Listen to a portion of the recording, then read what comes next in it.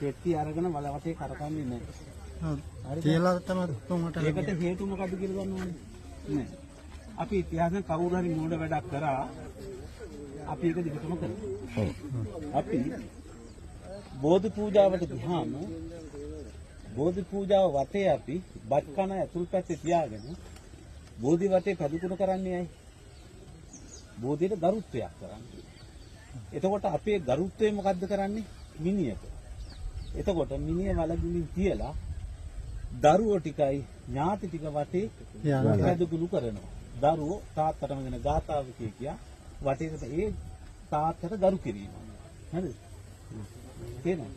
ඒ නිසා නැවතේ වැරද්ද කරන්න එපා. හැමෝම ඒක තේරුම් ගන්න. ඒක අපි දන්නේ නේ. නෑ ඒක තමයි. අපේ ආවද ඒක පැහැදිලි කරලා ඔක අපේ ආවද අවසර එනවා. නේ. ඔව්. ඊළඟට තිලකම වගේ රත්න අපි වලකපද්දි ඔක පැහැදිලි කරා. ඔව්. මේ ඕක අද රතනින් නම් පොඩක් අපේ ඒ කතාව දුවනවා.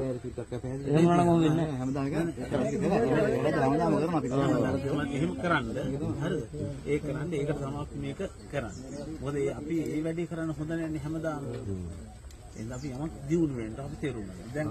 දැන් ධර්මයි දරුවෝ ටිකයි වටේට යන්න කොච්චර ඊට දෙන්න කොට. ඔව් ඊට දෙන්න කට්ටිය. කොට කට්ටිය අයියෝ. ඊට දෙන්න කොට.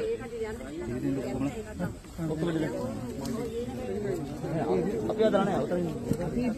නෑ ඔකට ඉන්නකො. ඔව් අපි අපේ හැමදෙම අපි බලන්න ඕන අර කට්ටිය